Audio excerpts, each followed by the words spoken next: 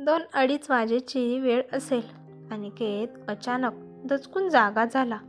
संध्याकाळच्या पावसानं हवेत काहीसा गारवा असून देखील त्यांच्या सर्वांगाला घाम फुटला होता. घशाला कोरड पडली होती. कारण त्यानं पाहिलं ते स्वप्न होतं की भास असा प्रश्न त्याच्या कोवळ्या भाबड्या मनाला पडला होता. पण आपल्याला असले भास कसे होतील? त्यांचं दुसरं मन म्हणत होतं ते स्वप्नच असेल पाहिजे. त्यानं मनोमन खात्री करून घेतली. स्वप्न ते पण किती भयानक, आणि सकाळची स्वप्न म्हणे खरी ठरतात. हे कोठेतरी त्यानं ऐकलं होतं. सकाळची स्वप्ने खरी ठरतात असा विचार मनात येताच पुन्हा एकदा त्याच्या सर्वांगाचा थरकाप उडाला. कोरड सुटलेल्या घशाचा कोरडेपणा आणखीनच वाढला. शरीराला कंप सुटला. भाळी स्वेद बिंदूंनी गर्दी केली. तेवढ्यात फाळकत तुटलेल्या अर्धवट उघड्या असलेल्या खिडकीतून एक काळी मांजर म्याव करत घरात आली. तिचे ते अंधारक चमकणारे विलक्षण भीतीदायक डोळे पाहून व त्यावेळेस गावकुचाबाहेर कुत्र्यांचं भेसूर विवळणं ऐकून तो आतून प्रचंड घाबरला. अंगावरचं पांघरूणही बाजूला न करता तो तसाच उठला. अंगावरली गोधडी एकदम त्याच्या पायाशी जमिनीवर आली. तिच्यावरचं पाय देऊन तो 2 पावलं पुढे आईच्या खाटेकडे सरकला. रस्त्यावरल्या दिव्याच्या मिणमिणत्या उजेडात त्यानं आईच्या तुटक्या खाटेकडे नजर टाकली. आई नेहमीसारखीच आपल्या हडकुळ्या शरीराचं मुटकुळं करून आपले दोन्ही पाय पोटाशी घेऊन डाव्या कुशीवर शांतपणे झोपलेली होती. खाटेवरचं अंथरूण गोळा झालेलं होतं. अंगावर पांघरलेली फाटकी गोधडी हवेतल्या गारव्यापासून आईला प्रेमळ ऊब देत होती. त्याच गोधडीचं एक टोक कालच माझ्या हातानं सारवलेल्या भुईला स्पर्श करत होतं. आईच्या जुन्या लुगड्यापासून आईने कधी काळी शिवलेली ती गोधडी आईसोबतच जणू भुईलाही ऊब देत होती. तो पावलांचा आवाज न करता आईजवळ गेला. क्षणभर द्विधा मनस्थितीत तेथेच रेंगाळला.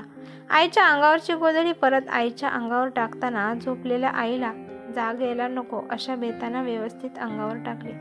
पण तेवढ्यानंही आईनं किंचितशी हालचाल केली. झोपमोड होऊ नये म्हणून श्वासांचाही आवाज होणार नाही याची काळजी घेत आईच्या पायथ्याशी गोळा झालेलं अंथरूण हळूवार सरळ केलं आणि निद्रिस्त आईच्या चेहऱ्याकडे एकटक पाहत तो बराच वेळ तेथेच उभा राहिला.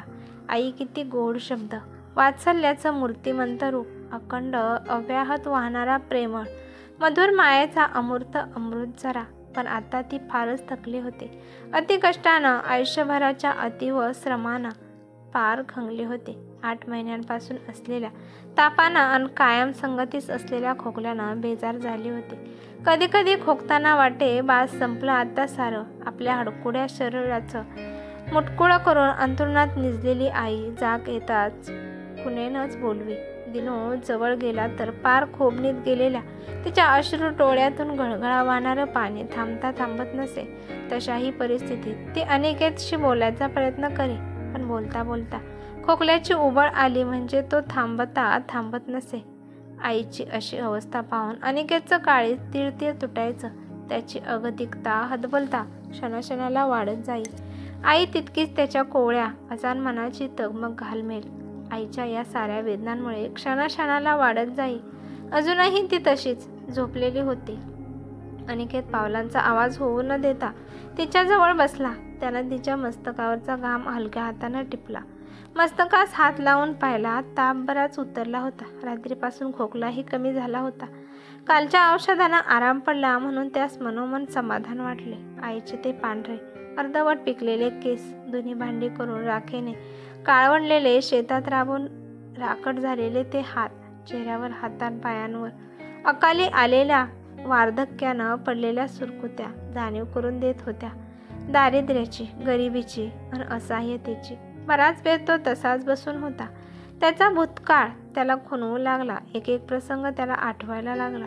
तो मनाशी विचार करू लागला, वडील जाण्यापूर्वी किती सुखी होतो आपण. वडील संध्याकाळी कामावरून घरी आले की माझ्यासोबत खेळायचे, गप्पा मारायचे, गोष्टी सांगायचे. सुट्टीच्या दिवशी नदीवर पोहायला न्यायचे. त्यांचे मित्र बंडू आप्पांच्या शेतातल्या आमराईत न्यायचे, तर कधी तात्यांच्या बागेत. रोजचं रात्रीचं जेवण आई, वडील आणि मी सोबतच करायचो. नंतर आम्ही तिघंही मंदिरापर्यंत निवांतपणे फिरायला जायचो. मी मंदिराच्या ओट्यावर, पायऱ्यांवर खूप खूप खेळायचो. घरी परत येताना दोघांचा हात धरून दोन्ही पाय उचलून घ्यायचो. कधी कधी वडिलांच्या खांद्यावर बसून दूरवर नजर टाकायचो. तेव्हा मला खूप मोठं झाल्यागत वाटायचं. गावच्या जत्रेत तर नेहमी धमाल असायची. आईने कितीही नाही म्हटलं तरी मी जे मागेल ते मला वडील घेऊन द्यायचे. माझा प्रत्येक हट्ट ते पुरवायचे. पण अचानक मला पोरका करून काळानं त्यांना आमच्यापासून कायमचं हिरावलं आणि दुर्दैवाचे फास आमच्या भोवती गिरट्या घालायला लागले. आई डोंगरा एवढं दुःख बाजूला सारून आबाळागत माझ्यासाठी उभी राहिली. बिचारी पहाटेस लवकर उठायची. घरची तसेच अजून 2-4 घरची दोन्ही भांडी पटापट आवरून भाकरी बांधून शेतात कामाला निघून जायची. जाताना असंख्य सूचनांसोबत शाळेची व अभ्यासाची सूचना द्यायला ती कधीच नाही विसरायची. शक्य होतील तेवढे माझे लाड पुरवायची. मला कळायला लागल्यापासून मीही दळण कांड्यात धुणं भांड्यात तिला मदत करायचो. पण आता मी तिला खूप सुखात ठेवणार आहे. तिनं माझ्यासाठी जे सोसलं ते कष्ट केले वाया जाऊ न देता तिला आता खूप सुखात ठेवेन हेच माझं ध्येय. त्यासाठी वाटेल ते झालं तरी चालेल, पण यापुढे मी तिला इतरांच्या घरी धुणी भांडी करू देणार नाही. फक्त मला चांगले गुण मिळाले पाहिजेत म्हणजे मिळवलं सारं, असा विचार त्याच्या मनात येत असताना त्याला आठवले आज सोमवार म्हणजे आपला रिझल्ट, काम लवकर आटोपली पाहिजेत. म्हणून तो उठला. घरातली झाडलोट करून पाणी भरून स्वतःची तयारी केली. पहाटेच पेपर वाटपाच्या कामासाठी गावाबाहेरील पेपर विक्रेत्यांकडून पेपर घेण्यासाठी आपल्या जुन्या सायकलीवरून तो निघाला सुद्धा. अनिकेत अतिशय हुशार व कामसू मुलगा होता. नकळत त्या वयात येऊन पडलेल्या जबाबदारीचं भान आलेला, वयाच्या आधीच प्रचंड समजदार झालेला, सर्वांच्या मदतीला स्वतःहून कायम तत्पर, म्हणूनच सर्वांना हवाहवासा वाटणारा, परिस्थितीचा प्रचंड ओझं पेलताना कायम हसणाऱ्या चेहऱ्यानं सामोरं जाणारा, सर्वांमध्ये वावरणारा, मिसळणारा, पण तरीही काहीसा अलिप्त राहणारा, एकटा असताना आपल्याच विश्वात रमणारा, शाळेत भरपूर मित्र असताना देखील परिस्थितीचं रडगाणं कधी कोणापुढे त्यानं मांडलं नाही की घरी कोणाला आणलं नाही. त्यामुळे तो नेमका कोठे राहतो, कसा राहतो हे बऱ्याच जणांना ठाऊकही नव्हते. त्याच्या आर्थिक स्थितीची कल्पना फारच थोड्या जणांना होती. कोणाची सहानुभूती मिळवणं त्याच्या स्वभावातच नव्हतं. अभ्यासातही तो नेहमी पुढेच असायचा. त्यामुळे शिक्षकांचाही तो आवडता विद्यार्थी होता. आईला तर त्याचाच आधार आणि त्यालाही आईचाच. दोघाही एकमेकांना तळहातावरल्या फोडाप्रमाणे जपत. नेहमीचप्रमाणे त्याने आपला पेपरचा गठ्ठा विक्रेत्यांकडून आपल्या ताब्यात घेतला. पेपर वाटपासाठी निघण्याआधी पेपरच्या हेडलाईनवर ओकवती का होईना एक नजर टाकण्याची त्याला रोजची सवय. पण आज मुळातच उशीर झाल्यामुळे त्याने लगेच गठ्ठा उचलून आपल्या जुन्या सायकलला लावला आणि घरोघरी पेपर टाकायला निघाला. त्या बिचाऱ्याला तरी काय माहीत, तो जिल्ह्यातून प्रथम आल्याची बातमी त्याच पेपरमध्ये छापून आली आहे म्हणून. आधीच उशीर झाल्यामुळे तो पटापट पेपर टाकून पुढे निघत होता. त्याला सर्व काम उरकून शाळेत आपल्या रिझल्टाची चौकशी करायची होती. तो पास होईल नव्हे तर चांगल्या गुणांनी पास होईल याची खात्री तर त्याला होतीच, पण पुढे काय हे मात्र अनिश्चित होतं. काम करून शिक्षण कसं सुरू ठेवता येईल असं विचारचक्र त्याच्या डोक्यात फिरत असतानाच आईचा चेहरा डोळ्यासमोर आला. ओघांनाच सकाळी पाहिलेल्या स्वप्न पुन्हा मनात गिरट्या घालायला सुरुवात केली. तेवढ्यानंही त्याच्या मनाची अस्वस्थता तगमग वाढली. डोळ्याच्या कडा ओलावल्या. त्यानं जोरानं पायडल मारायला सुरुवात केली. पायडलची पिन ढिली असल्याने चेन कव्हरला घासून पायडल खाली येत असताना होणारा आवाज त्या नीरव शांततेत स्पष्टपणे ऐकू येत होता. डोळ्यात अश्रू जमल्यामुळे समोरचं त्या संधी प्रकाशात अस्पष्ट दिसत होतं. त्यानं आपल्या उजव्या हातानं सायकलीचं हँडल घट्ट पकडून डाव्या हातानं डोळ्यातून गालावर ओघळलेलं पाणी अलगद पुसलं. आपला डावा हात पुन्हा हँडलवर घेत असतानाच रस्त्यातला खड्डा त्याला दिसला. खड्डा चुकवण्याच्या नादात समोरून भरधाव वेगाने येणाऱ्या गाडीने त्याला ओढवले. सायकलीचा चेंदामेंदा झाला. तो रस्त्याच्या कडेला काटेरी झाडे झुडपं असलेल्या खोल खड्ड्यात फेकला गेला. सायकलीला अडकवलेली वर्तमानपत्रे इतस्तता फेकली गेली. वाऱ्यानं फडफडू लागली. गाडी जेव्हा वेगानं आली तेव्हा वेगानं निघून सुद्धा गेली. अनिकेत मात्र त्या रस्त्याच्या कडेला काटेरी झुडपात असणाऱ्या खोल खड्ड्यात विव्हळत पडला मदतीसाठी.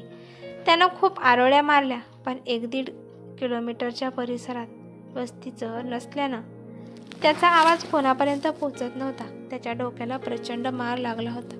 हळूहळू डोळ्यासमोर अंधाऱ्या येऊ लागल्या. त्याही स्थितीत तो उठून बसला.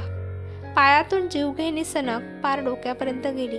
आपल्या दोन्ही हातांनी कळ आलेल्या पायाला त्याने जवळ घेतले. काहीतरी ओलं लागल्याने त्याने तळहात बघितले. ते रक्ताने भरले होते. अंगातला शर्ट फाटला होता. डोकं फुटल्याने रक्ताचा ओघळ मानेपर्यंत येऊन शर्टाची कॉलर भिजवत होता. तो तसाच उभा राहिला. एक प्रचंड सनक पुन्हा डोक्यापर्यंत गेली. अंधारी आली आणि खड्ड्यातून बाहेर येण्याच्या प्रयत्नात तो चक्कर येऊन तेथेच बेशुद्ध पडला. रस्त्यावर फेकले गेलेले पेपर अजूनही तसेच फडफडत होते. जणू त्या निर्मनुष्य रस्त्यावर वेगाने धावणाऱ्या वाहनांकडे अनिकेतच्या मदतीसाठी ते याचना करत होते. त्यांच्या याचनेला काही वेळातच फळ आलं. रस्त्यावर वेगाने जाणाऱ्या वाहनांऐवजी सकाळी त्या रस्त्याने दररोज फिरायला येणाऱ्या लोकांनी रस्त्यावर फडफडणारे ते पेपर पाहिले. रस्त्याच्या कडेला पडलेली मोडकी सायकल पाहिली. काहीतरी अघटित घडल्याचे साऱ्यांच्याच लक्षात आले. सर्वांनी शोध घेण्यास सुरुवात केली. एका खोल खड्ड्यात बेशुद्ध अवस्थेत पडलेला अनिकेत एकाच्या नजरेस पडला. त्यानं सोबत्यांना आवाज दिला. सगळे धावत तेथे आले. 2-3 तरुण खाली उतरले. बाकीच्यांनी प्रसंगावधान राखत रस्त्यावरून जाणारी एक गाडी थांबवली. 2-3 बेशुद्ध अनिकेतला वर काढले, गाडीत टाकले. बाकीचेही पटापट गाडीत येऊन बसले. ड्रायव्हरला सारा प्रकार लक्षात आला होता. त्यानंही वेळ न दवडता गाडी हॉस्पिटलपर्यंत आणली. स्ट्रेचर मागवलं गेलं. शुद्धीत नसलेल्या अनिकेतला स्ट्रेचरवर टाकलं. डॉक्टर आले. ताबडतोब आल्याला त्याला ऑपरेशन कक्षात नेण्यात आलं. इलाज सुरू झाला. डॉक्टरांनी त्याच्या चेहऱ्याशी साम्य असलेला फोटो नुकताच वर्तमानपत्रात पाहिला होता. त्याच्या खिशातल्या शाळेच्या ओळखपत्रावरून त्यांच्या लक्षात आले की जिल्ह्यात प्रथम आलेल्या विद्यार्थ्याची जी बातमी आपण वाचली तो हाच विद्यार्थी. त्यामुळे क्षणाचाही विलंब न लावता त्यांनी उपचार सुरू केले. वर्तमानपत्रातल्या माहितीवरून त्यांनी शाळेशी संपर्क साधला. सर्वजण हॉस्पिटलच्या आवारात जमले. हॉस्पिटलमध्ये आणण्यास उशीर झाल्याने अनिकेतला वाचवणं डॉक्टरांपुढे आव्हानच होतं. हळूहळू चर्चा गावभर पसरली. कोणीतरी अनिकेतच्या आईला घेऊन आले. ती बिचारी स्वतःचं आजारपण विसरून धाय मोकलून रडत होती आणि तिकडे अनिकेत आपली शुद्ध हरपला होता. बेशुद्ध अवस्थेत तो बडबडत होता. माझ्या मनचक्षुसमोर सकाळी पाहिलेले स्वप्न फिरत होते. आई गेल्याचं तो त्याही अवस्थेत ओरडत होता. आई, आई, तुला काही होणार नाही. आई, डोळे उघड. अगं बघ, मी अनिकेत, तुझा अनिकेत. अगं उघड ना डोळे. हे बघ ना, मी काय आणले. एकदा तरी बघ ना माझ्याकडे. तुला आता मी सुखात ठेवणार, खूप सुखात ठेवणार. तुला यापुढे कोणाकडेही दुनी भांडी करावी लागणार नाहीत. तो या अवस्थेतही रडत होता, ओरडत होता, जखमांनी विवळत होता, कणत होता. मध्येच ग्लानी येत होती. डोळ्यासमोर अंधार दाटून येत होता. डोळे मिटत होते. शरीरातला त्राण निघून गेल्याने एक अवयव विसावत होते. शरीरावरल्या जखमांसारख्याच मनावर असलेल्या जखमाही खोल होत्या. त्यांचं ते ओरडणं, विवळणं, असंबद्ध बोलणं बाहेर सर्वजण ऐकत होते. सारेजण हळहळत होते. नकळत डोळे ओलावत होते. त्याचे ते करून आर्त बोलणे ऐकून सर्वांच्या हृदयाला चरे पडत होते. सर्वांची मने त्याच्या प्रत्येक वाक्यानं आकर्षणात द्रवत होती. त्यांचं त्या अवस्थेतलं आक्रंदन साहजिकच होतं, कारण पहाटे पडलेले स्वप्न खरी ठरतात असं त्यानं केव्हा तरी कुठेतरी ऐकलं होतं. आईची अवस्था तर फारच वाईट होती. काय करावं त्या माऊलीला उमजत नव्हतं, सुचत नव्हतं. तेथेच एका रिकाम्या बाकड्याजवळ ती खालीच बसली होती. तेथूनच देवाला हात जोडत होती, प्रार्थना करत होती. देवा वाचव रे माझ्या लेकराला. देवा, बाळा सोनूल्या, सोन्या. तर मध्येच अनिकेत, माझा अनिकेत, अनिकेत म्हणत रडत होती. तिच्या डोळ्यातलं घळघळ वाहणारं पाणी आणि थांबवण्याची शक्ती मात्र कोणातच नव्हती. जमलेले सर्वच जण देवापुढे हात जोडत होते, अनिकेतला वाचव म्हणून. पण देवालाही ते मान्य नव्हतं. तो सर्वांचा आवडता म्हणून देवाचाही आवडता झाला. अनिकेतने शेवटची आई हाक मारली आणि अनिकेतची प्राणज्योत मालवली. त्यानं पाहिलेलं फुलवलेलं स्वप्न मात्र तसंच राहिलं, आईला एकटं टाकून. ही कथा तुम्हाला कशी वाटली ते मला कमेंट करून नक्की सांगा. कथा आवडल्यास लाईक, शेअर नक्की करा आणि चॅनलवरती नवीन असाल तर चॅनलला सबस्क्राईब करायला विसरू नका. धन्यवाद.